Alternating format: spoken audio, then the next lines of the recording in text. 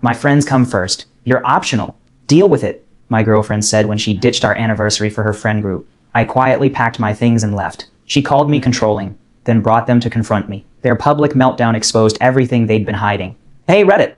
My girlfriend chose her friend group over me at every turn, so I finally said, nah, I'm done, packed up, and walked away. But her little core wasn't finished. Before we get to that, let me start from the beginning. I'm 27 and just ended a 2-year relationship because apparently I was dating 5 people, not 1. My girlfriend Natalie is 25, and somewhere along the way I became an accessory to her friend group instead of an actual boyfriend. We moved in together about 7 months ago, split rent, utilities, groceries, found a decent 2-bedroom in Riverside, $3,600 a month total, so $1,800 each. I work as a fire safety inspector for the city. Decent money, stable schedule. Thought we were building towards something real. Marriage eventually, maybe kids. Turns out I was reading a completely different book. Natalie works as a graphic designer for some startup downtown. Makes about the same as me. We split everything 50-50. Would have been simple if the core hadn't been involved in every decision. The core, Brittany, Brandon, Ivy, and Cole. They called themselves that without any irony. Started in college, became permanent identity, been inseparable for 7 years. They run their friendship like a small business. Shared spreadsheets, coordinated schedules weeks ahead, constant group chat buzzing with 300 messages daily. Together 3 or 4 times weekly. Monday trivia, Wednesday climbing, Friday movie nights, plus spontaneous weekends. My buddies and I grab beers twice a month. Normal stuff. We all have our own lives. But the core operates differently. And Natalie acts like missing one event means exile. That fear ruled everything. The group chat is constant. Her phone buzzes during meals, movies, conversations, 3 in the morning sometimes. I watched her check it during her uncle's funeral. Because Cole needed everyone to weigh in about some girl. Cole's the worst. Always fishing for details about other people's drama. Needs chaos to feel relevant. If there's a conflict anywhere in their social circle, he's the one narrating it to everyone else like it's breaking news. Makes everything into a story for the group chat. The breaking point came last week. Our 2-year anniversary was Saturday. I'd planned it a month ago. Made reservations at Marcello's where we had our first date. Got Radiohead tickets since she'd been obsessing over their tour. Even bought her that vintage typewriter from the antique shop she kept visiting. Told her about it 3 weeks ahead because I knew she scheduled everything with the core in advance. Wanted to lock it in early. Found her Thursday night scrolling Instagram stories of her friends at some brewery. Hey, just confirming Saturday. Reservations are at 7 and the concert's at 9. Her face dropped. Oh, that's Ivy's birthday pregame. I can't miss that. Stomach flip. Could they do Friday or Sunday? Her birthday's not even Saturday. And we planned this 3 weeks ago. Head shaking. Saturday's the only night everyone can make it work together. Brandon's got his exam Sunday. Brittany's been working doubles and needs this. Cole just broke up with that girl and he's a mess. We haven't had all 5 of us together for a proper full night hang in almost a month. But it's our anniversary. Once a year. You can see them any other time. That's when everything shifted. She sat back, crossed her arms. Love can wait. Friendship can't. They were here before you, and they'll be here after. I stared. Not if something happens or God forbid, just casual after. Like our breakup was already scheduled between Brittany's birthday and their summer beach trip. This wasn't the first time. My sister's wedding 2 months ago. Destination wedding in Santa Barbara. I was a groomsman. Natalie was my +1, but the core got festival tickets same weekend. She went Thursday through Sunday, sent me photos of them covered in body paint, showed up looking destroyed, stayed 90 minutes before leaving. My sister asked what was going on, said Natalie seemed miserable to be there. When my dad had his heart procedure and was hospitalized overnight, Natalie couldn't visit. Weekly movie night. They were watching the extended Lord of the Rings trilogy. She said she couldn't let the group down, that my dad was stable anyway. My dad, who'd always treated her like family, was recovering from cardiac ablation, and movie night took priority. But she expects me to drop everything for her. 3 months ago, she called at 1:30 in the morning to pick her up from some club downtown. Cole was too wasted to drive. Got there, and she barely acknowledged me. 20-minute ride home listening to recap of bar drama. Last week, I overheard her on the phone with Ivy. Apparently, I'm going through some controlling phase. Like I'm the problem for wanting basic priority. I've tried talking to her about balance dozens of times. She promises to do better, then immediately makes plans that exclude me. When I point it out, she says I'm isolating her. Right now, I'm in a coffee shop 4 blocks from our apartment. Been looking at rentals. Found a 1-bedroom 15 minutes away. Application is in my drafts. I love her, or thought I did, but I can't keep coming last. My buddy Owen thinks I should give her an ultimatum, but I'm exhausted from begging someone to prioritize me. Submitted that application 15 minutes after leaving the coffee shop. Got approval 2 days later. Spent the next 10 days moving out whenever Natalie was gone. Every night. Tuesday dinner with Brittany. Wednesday climbing. Thursday some rooftop bar Cole wanted to try. Friday movie night. Saturday brunch and shopping. made it easy to pack without drama. Started small. Clothes, books, supplies, things she wouldn't notice immediately. Natalie's naturally messy, leaves her stuff everywhere, barely looks at what's mine versus hers. Plus, she never goes in my closet or checks my side of things. By day 6, I'd moved about half my belongings. My new place was taking shape while our apartment just looked slightly less cluttered, which honestly, she probably appreciated. Friday night around 1, I was packing a few more boxes when I heard her key. She'd texted an hour earlier they were wrapping up. Her footsteps stopped in the living room. "Where's all your stuff? Where are you?" Voice getting higher with each room. Kitchen, bathroom, office, found me in the bedroom. She stood scanning. My closet mostly empty, nightstand cleared. Gaming setup gone. "Are you moving out?" Handed her the letter I'd written. 2 pages. Said I needed someone who actually wanted to prioritize our relationship, that I couldn't keep feeling like an afterthought. That I'd spent 2 years hoping she'd figure out what I needed, but it was clear she couldn't or wouldn't. She read it once fast, then slower. When she looked up, her expression had changed. "You're seriously leaving me because I have friends? Because I won't abandon everyone? Not about having friends. Then what?" She waved the letter. "This reads like you want me to choose. I want you to care about me too. Want to feel like I matter." Stared at me like I was insane. "Of course you matter. But I can't ditch everyone every time you want attention." That word. Attention. Like wanting our anniversary together was me being needy. I asked for one evening. Our anniversary. That I planned 3 weeks ago. And I explained why that night mattered. More important than us. She threw her hands up. "This is ridiculous. You're throwing away 2 years because you can't handle me having a life. You knew who I was." I looked at her and realized she genuinely believed this. In her mind, I was the problem. "Thought I knew who you were. Thought you wanted to build something with me." "I do. Just not if it means cutting everyone off. Nobody's asking you to cut them off. Just make space for me too." Already shaking her head. We circled like that for 20 minutes. Same arguments. She saw me as controlling. I saw it as basic needs. No middle ground. Finally held up my hands. "I'm done." "Done arguing or done with us?" "Both." That seemed to hit different. Her posture changed. Then she started following me around listing memory, but every memory involved her friends. "Remember that concert where we ran into Brittany and Brandon? That dinner we cooked for the whole core?" Like she couldn't recall experiences that were just us. Told her I'd get the rest this weekend while she was at Ivy's pool party. Left my key on the counter and walked out. Saturday morning, I'm unpacking when my phone explodes. Natalie calling back to back. When I don't answer, texts start. Long paragraphs about talking like adults. How I'm being immature. How relationships need communication. Ignored it all. Figured she'd move on. Wrong.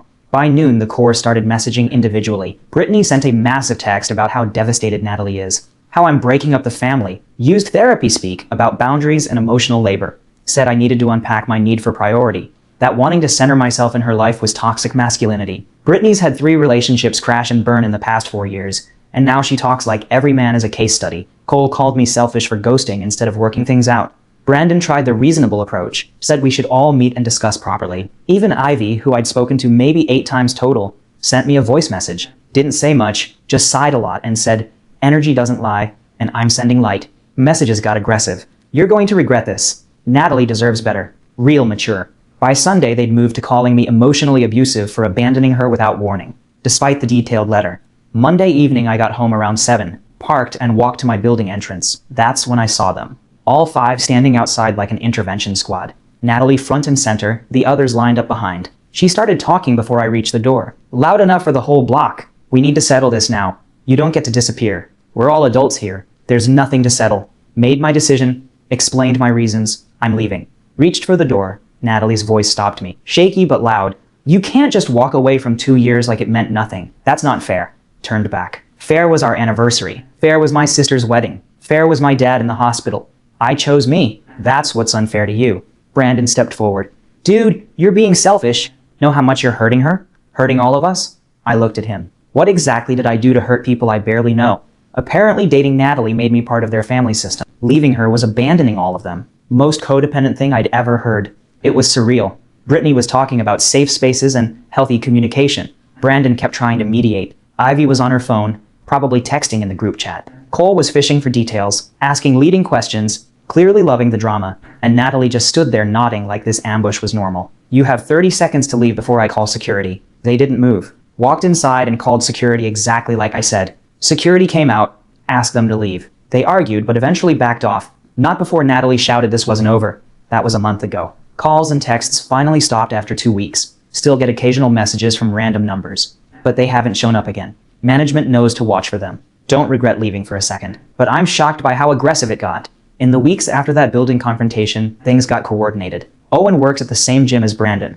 He started telling me Brandon was spreading things, said I isolated Natalie from her support system, that I had anger issues and control problems, classic stuff. No specifics, just vague implications meant to make me sound dangerous without saying anything I could actually challenge. Then the social media campaign started. Ivy posted photos of her and Natalie looking sad with captions like, "Healing era," and "When they show you who they are, believe them." Never said my name. Just created vague clouds where people filled in the blanks themselves. Brittany posted Instagram threads about recognizing controlling behavior. Started general, got specific. If your partner gets upset when you spend time with friends, that's not love. That's control. Tagged Natalie. Everyone connected the dots. Cole worked the Whisper network. Reached out to mutual friends individually. Just checking in conversations that turned into, "Natalie's pretty shaken up. The way he left was intense. She said he'd been getting really demanding." Complete lies, but said like reluctant concern. I didn't respond to any of it at first. Saved screenshots instead. Every post, every message, every third-hand story that came back to me. Documented timestamps. Built a file. Organized it by date and person. Made notes about what was provably false versus what was just implication. Owen told me to defend myself publicly. Post my side. Clear my name. I told him to wait. That reacting too early would make me look defensive. That I needed to let them overplay their hand. The real escalation came 3 weeks after I moved out. Got a fraud alert on my phone while I was doing an inspection at a restaurant downtown. $847 charged to my credit card. Same card I'd let Natalie keep during our relationship for emergency. Car trouble, medical stuff, whatever came up. I'd honestly forgotten she still had it. Check the transaction details. Previous Friday night. Expensive Italian place near the waterfront. Right when the Corps had posted about their Support Natalie dinner. All 5 of them at some trendy spot with exposed brick and $30 pasta. Called the restaurant from the parking lot. Asked to speak to a manager. Explained I was disputing a charge from Friday. Manager pulled up the transaction. Said yes. Party of 5. Reserved under Natalie's name. Multiple bottles ordered.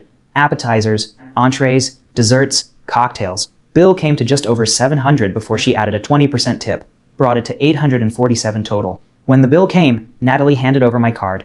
Signed the receipt. She'd used my credit card to fund an expensive dinner, where they were probably all talking about what a terrible person I was. Felt justified.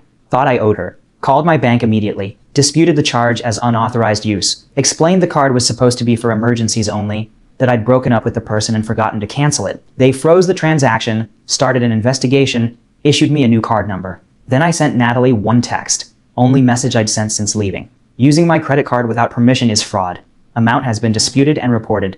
Any further contact goes through official channels only. Hit send. Blocked her number immediately after. That's when Brittany tried to spin it. Posted within hours. Financial abuse doesn't end when the relationship does. Weaponizing money to punish someone for leaving is textbook controlling behavior. Cutting someone off from resources they relied on is manipulation. The comments ate it up. People I didn't even know calling me manipulative. Saying I was proving I'd been controlling all along. Saying this was why Natalie needed her friends. But I had receipts. Bank statements showing the card was opened for emergencies. Text messages from months ago where Natalie and I discussed it. Where she agreed it was for emergencies only. Transaction history showing she'd used it exactly once during our entire relationship. For a car tow, which I'd told her to do. Then nothing until after we broke up. Still didn't post anything, just saved Brittany's post. Added it to the file. Then things got worse. Week after the credit card incident, I went back to our old apartment to get my final boxes.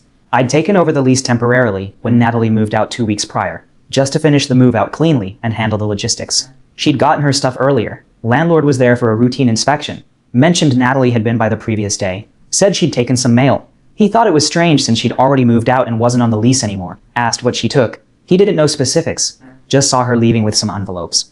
I checked my mail pile I'd left on the kitchen counter. Important stuff was gone. DMV renewal notice for my vehicle registration, credit card statement, some documents from work about my benefits enrollment. Not trash, not junk mail. Specific important documents that would cause me problems if I missed them. That crossed a line. Taking mail is federal, and she was no longer a tenant. Called the landlord. Explained the situation. Said I needed the locks changed since my ex-girlfriend, who was no longer on the lease, had apparently kept a key and was entering without permission and taking my mail. He agreed immediately. Mail theft is a federal crime. Rekeyed it that afternoon. Gave me the only copy. I sent Natalie a formal email through the landlord, stating she no longer had any access to the property, and any further entry without permission would be trespassing. Cole tried to spin it. Posted something vague about illegal lockouts and retaliation tactics. Made it sound like I was doing it to hurt her. Left out that her lease had ended. Left out that she'd already gotten everything. Left out the mail theft. Just painted me as petty. Around this time, Owen started noticing something at the gym. Brandon was showing up with Emma more often, working out together, leaving together, looking relaxed. Owen mentioned Emma had given Brandon a clear boundary early on. She wasn't dating him and 4 other people. If he wanted a relationship with her, he needed to establish boundaries with his friends, to prioritize their relationship sometimes, to not need group approval for every decision. Same thing I'd asked for. Exact same thing. And Brandon was doing it, pulling back from constant core activities, missing events, not responding to the group chat as quickly, building a life with Emma. Natalie confronted him at the gym, asked why he was becoming like Devin, why he was choosing Emma over the family. Brandon told her she was being unreasonable, that he was allowed to have a relationship, that she needed to grow up. First crack in the core. Then Brittany got promoted and moved to Seattle. Ivy and Cole made their relationship official. Every change made Natalie's spiral harder, trying to hold everything together through guilt and manipulation. Owen said she'd been telling everyone it was my fault, that I'd poisoned them all, that everyone was pulling a Devin, like I was patient zero for growing up. But I still stayed quiet, documented everything, kept building my file, saved every post, every screenshot, every third-hand story, organized it chronologically, made notes about what could be proven false versus what was just spin. Because I knew they weren't done yet. People like this never are. They'd push until they got the dramatic confrontation they wanted. And when they did, I'd be ready. The second ambush came at a coffee shop 6 weeks after I moved out. Meeting Owen for lunch at Groundwork Coffee on 4th. Walked in around noon and there they were. Natalie, Brittany, Brandon, and Ivy. Cole, notably absent, probably working. Corner table near the window. All saw me immediately. This wasn't random. Owen had texted me that morning confirming noon. I'd confirmed back. Then 20 minutes before I arrived, he texted saying he'd be late. Looking back, I realized the timing was too perfect. They must have been watching the entrance, waiting for me to show up alone. Whether they got lucky with Owen's delay, or had been staking out multiple days, I don't know. But they were ready. Brandon stood first, pushed his chair back. Devin, man, can we talk for a minute? Just a conversation. I looked at him, looked at the table. Adults don't bring an audience to negotiations. Brittany stepped forward. We're not here to attack you. We think you owe Natalie a real conversation, instead of hiding behind blocked numbers. I don't owe anyone a performance. Already said what I needed to say. I'm leaving. Reached for the door. Natalie's voice stopped me, shaky but loud. You can't just walk away from 2 years like it meant nothing. That's not fair. Turned back. Fair was our anniversary. Fair was my sister's wedding. Fair was my dad in the hospital. I chose me. That's what's unfair to you. Brandon tried again, voice dropping to reasonable. Look, we all care about both of you. This doesn't have to end like this. Just sit down for 10 minutes. It already ended. You're just mad you weren't consulted. Ivy had her phone out. Not subtle. Recording from waist level. I smiled at her. Get my good side if you're going to lie about me. She lowered it. Partially. Angle changed, but still recording. Brittany jumped in. You're clearly hurt, and that's valid. But Natalie deserves real closure. She deserves to understand why you abandoned her. Closure isn't a service I provide. We're done here. Walked to the counter. Ordered coffee to go. The barista looked uncomfortable. Paid. Stood waiting while they regrouped behind me. Brittany's voice carrying. He's not ready for mature conversation. Walking away again. Natalie crying. He won't even look at me. Brandon trying to sound calm. Give him a minute. Got my coffee. Walked past their table. Didn't acknowledge them. Just left. Outside, I heard Brittany through the door saying something about unhealthy patterns. Heard Natalie's voice break. Sent Owen a text to meet somewhere else. But that interaction told me something different than the building ambush. That one had been aggressive, confrontational, demanding.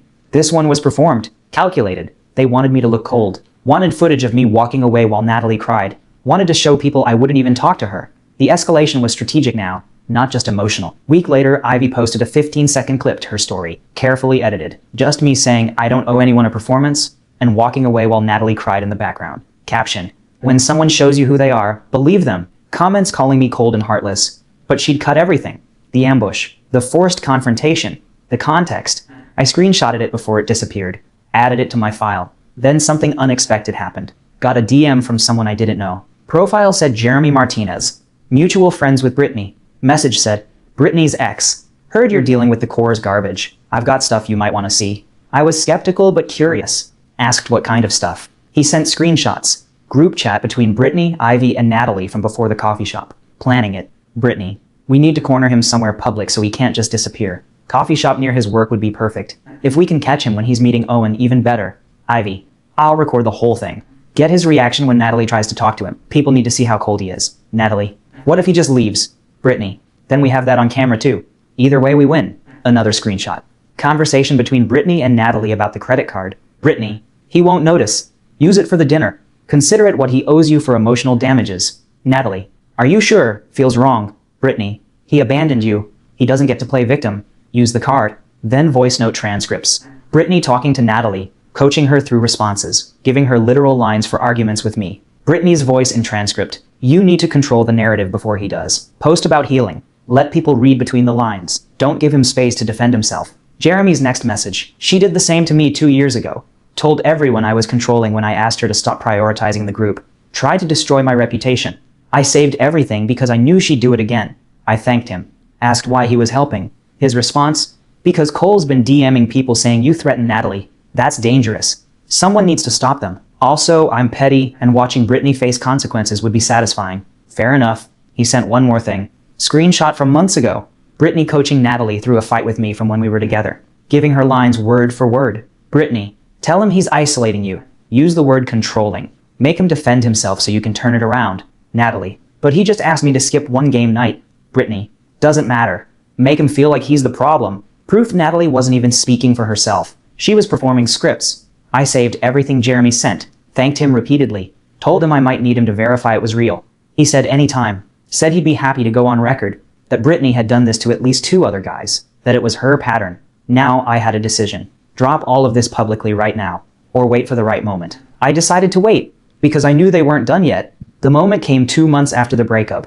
Owen's friend Chris was getting engaged to his girlfriend Amanda. Big party at this event space downtown called The Foundry. Nice venue, exposed brick, string lights, open bar, about 80 people.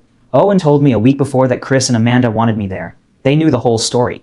Amanda had actually dealt with the core before through mutual friends at some birthday party. Thought they were exhausting and performative. She'd apparently told Chris when they were planning the guest list, if Natalie shows up and causes drama, I'm personally throwing her out myself. I asked Owen if they'd been invited. He checked with Chris. Turned out Brandon was invited as someone's +1. Some co-worker of Chris's who knew him, which meant the whole core might show up. They always traveled as a unit. I told Owen I'd go anyway. Bring my new girlfriend Zoe. I wasn't hiding. I'd been seeing Zoe for about 6 weeks at that point. Met her through work. She's an architect who does building consultations with the fire department, checking compliance for commercial spaces. We'd run into each other at a few job sites, started talking, grabbed coffee. She was calm, confident, didn't need drama. She knew about Natalie. I'd given her the overview during our 3rd date. Didn't hide anything. Told her about the core, the breakup, the harassment, all of it. Expected her to maybe be concerned. Instead, she just shrugged and said her ex had been similar. When I mentioned the engagement party and the possibility of running into Natalie and the whole core, Zoe didn't hesitate. If they start something and it gets unsafe or weird, we leave. Otherwise, I'm not intimidated by your ex-girlfriend and her fan club. They sound exhausting, but I can handle exhausting. That's when I knew she was different. No drama. No possessiveness. Just normal about it. Day of the party, I wore a suit. Charcoal gray, one I'd had tailored last year. Zoe wore this dark green dress that looked incredible on her. We showed up around 8, party already in full swing. Place was packed, music playing from a DJ in the corner, people clustered around high-top tables, bartenders working the open bar hard, string lights everywhere. Chris and Amanda looked happy, greeting people, thanking everyone for coming. Saw Owen first near the bar. He came over immediately, hugged Zoe, whispered to me that the core was there. All 5 of them. Brandon had brought Emma, but somehow the rest had tagged along anyway. They were posted up near the back corner by the emergency exit. Natalie in a white dress that was way too formal for someone who wasn't the bride, like she'd dressed for her own event. Owen also mentioned he'd quietly warned Chris and Amanda they were there. Amanda's immediate response, if they try anything, they're out. This is our night. I thanked him. Zoe and I grabbed drinks from the bar. Gin and tonic for me, sparkling water with lime for her. Went and congratulated Chris and Amanda. They seemed genuinely happy to see me. Amanda pulled me aside for a second. Devin, if your ex tries something, don't engage. Just let me know. Let me handle it. Nobody's ruining this. I appreciated that. Told her I wasn't expecting trouble, but I understood. For about an hour, everything was fine. Zoe and I talked to people. Chatted with Owen and his girlfriend. Met some of Chris's work friends. Danced a little when a good song came on. Had a legitimately good time. I could feel Natalie watching from across the room, but she wasn't approaching. Then around 9:30, she moved. I saw it happening. She stood up from their table. Said something to the others. They all stood too. Brittany and Ivy pulled out their phones. Cole was already recording. Brandon looked uncomfortable but followed. Emma stayed at the table. They walked over as a unit. Natalie's voice cut through the music. Devin, we need to talk. Right now. In front of everyone. Several heads turned. I looked up at her. Took a sip of my drink. No, we don't. You owe me an explanation. You don't get to just leave and move on and act like I'm nothing. I already chose. That's why I'm smiling. Her eyes went to Zoe. So you moved on that fast? 2 years meant nothing? Zoe didn't even blink, just looked at Natalie calmly. This isn't a conversation. It's a performance. Natalie's face flushed. You don't even know what happened. You don't know what he's capable of. Zoe took a sip of her drink. You're right. I don't know your version, and I don't need to, because he's here with me, and you're here with an audience. Brittany stepped in. Phone up. Recording. Natalie deserves closure. She deserves to understand why Devin abandoned her. I stood up. Truth doesn't need a ring light. Then looked at Natalie. You want to tell everyone what happened? Tell them about our anniversary, my sister's wedding, my dad's hospital visit. Tell them about using my credit card. Tell them how your friends coached you with literal scripts. Her face changed. Panic flickered. How did you? Cole stepped forward, going live on Instagram. Voice loud. Yo, this is crazy. Devin's here with some new girl and Natalie's finally confronting him. This is what accountability looks like. An older guy nearby spoke up. Are you seriously live streaming at someone's engagement party? Put your phone away. Cole kept filming. Public space. First Amendment. Venue staff stepped closer. This is private property. You can leave or you can be removed. I looked at Cole. Bro's treating this like content. That's the whole diagnosis. That's when Amanda arrived. Chris behind her. Her face was set. What's going on over here? Natalie turned to her. Desperate. He needs to explain himself. He can't just be here with someone new like nothing happened. Amanda looked at me. Devin, you good? I'm fine. They're the problem. Natalie's voice rising. Shrill. No, you don't get to stay comfortable while I'm forced to see you moved on. You don't get to be happy. Amanda's expression went ice cold.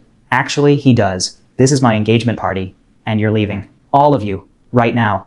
Brittany stepped in, still filming. We're friends of Brandon's. We were invited. Amanda looked at Brandon. You brought them? Brandon stepped back from the group. I brought Emma. They just tagged along. I didn't know they were going to. Amanda's jaw set. Then they can leave with you. Out. Chris was backing her up. Venue staff and security moved closer. That's when Brittany screwed up. Said it directly to camera. This is what it looks like when someone gets protected after being emotionally abusive. This is male privilege in action. Amanda pointed at the phone. Put that away now, or security takes it.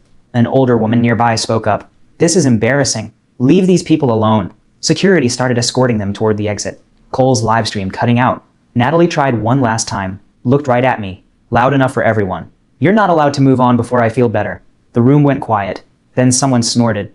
Then awkward laughter spread because what she just said was so absurdly entitled, nobody could believe it was real. Security escorted them out. Brandon looked back once, genuinely embarrassed. Emma looked mortified and apologized to Amanda. Room was silent for 10 seconds. Then someone started slow clapping to break the tension. DJ turned the music back up. People started talking again. Amanda came back over. Sorry about that. Didn't think they'd actually try something? I thanked her. She waved it off. Not your drama, theirs. Honestly, best story we'll tell for years. We stayed another hour. People kept asking what happened. I kept it short. X couldn't let go. Brought her friends. They got kicked out. Sunday morning, I woke up to my phone blowing up. Messages from people I hadn't talked to in months, all sending me the same link. Someone had posted a thread. The truth about the core and what really happened. Screenshots of the group chat planning the coffee shop ambush. The conversation about the credit card. The coaching messages. The voice note transcripts. Brittany's exact words telling Natalie to use specific phrases. Then clips from Cole's live stream compared with Ivy's edited video from weeks ago. Showed how they'd cut context. How they'd framed things to make me look cold when they'd actually ambushed me. Then Jeremy's testimony. His story about Brittany. How she'd done the same to him. How the core operates like a machine. How they target anyone who tries to establish boundaries. The post ended with, this isn't about a breakup. This is about a group who can't handle that not everyone wants to be part of their ecosystem. Devin didn't abandon Natalie. He chose himself. And they tried to destroy him for it. Comments were brutal. People calling out the entitlement. The you're not allowed to move on line getting memed. People recognizing therapy speak being weaponized. People pointing out bringing 5 people with cameras to someone's engagement party was unhinged. Owen called. You see this? Yeah, I didn't post it. I know. Jeremy did. Said watching Cole livestream pushed him over. Zoe called next. You okay? I'm fine. Didn't want it public, but I'm not mad. They chose public. They filmed. They livestreamed. This is consequences. By Monday, everyone was talking about it. Brandon posted an apology, said he'd been wrong to enable the behavior, said he was stepping back from the core permanently, called out Brittany and Ivy specifically for recording and ambush tactics. Brittany went private, deleted posts. Radio silence. Ivy tried damage control, posted her own version, said things were taken out of context, comments destroyed her. People posting comparisons of her edited clips versus full videos. Her authenticity brand collapsed. Cole got roasted for the live stream. Comments filled with least self-aware person alive and desperate for views. Natalie didn't post anything. Went dark. Week later, Chris and Amanda sent a message to mutual friends. The core was not welcome at future events. Not because of the confrontation, but because they brought cameras and tried to turn someone's engagement into content. 2 weeks later, Brandon had fully cut ties. Emma had given him an ultimatum. He chose her. Brittany moved to Seattle early, burned bridges locally. Ivy and Cole broke up. When drama dried up, they had nothing. The core was done. Week after the receipts dropped, my phone buzzed. Email notification. Subject: cease and desist. RE defamatory statements. Formal letter from an attorney I'd contacted, sent to Natalie, Brittany, and Cole. Professional language. Documented false claims. Demanded they stop all contact and remove defamatory content. Not a lawsuit threat, just a boundary with teeth. Cost me $400. Worth it. Harassment stopped completely. 3 months later, grocery store, produce section. Turned around and there she was. Natalie. Alone. Looking tired. We made eye contact. She walked over. Can we talk? Just for a minute? Make it quick. I just wanted to say I get it now. What you were asking for. I see what Brandon and Emma have. I never gave you that. I'm sorry. I appreciate you saying that. I was wrong. About all of it. You look happy. I am. Zoe and I are doing well. Her face did this sad thing. That's good. You deserve that. So do you. Hope you find it. Grabbed my cart and walked away. Got home and told Zoe. She asked how I felt. Fine. It's done. And it was. Natalie had apologized because she genuinely realized she was wrong. The core falling apart forced her to look at her behavior. But it was too late. 6 months later, heard Natalie was dating someone new, making real effort to balance things. Good for her. Brittany stayed in Seattle.